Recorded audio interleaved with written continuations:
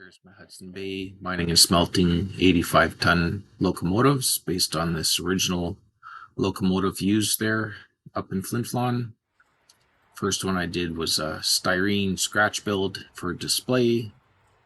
Then I did a 3D print, put on an Atlas drive.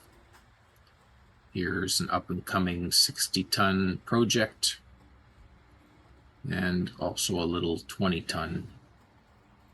So styrene on Atlas drives. And the second one, I made actual 3D frames. It has a larger body to accommodate the drive, but it's pretty close to the prototypical. The scratch-built one does have the cable reel.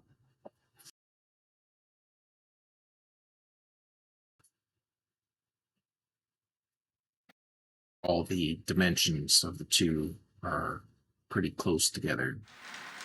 Here it is working down in an open pit I used to have. And this is in February 2024. 15 years later, still working fine.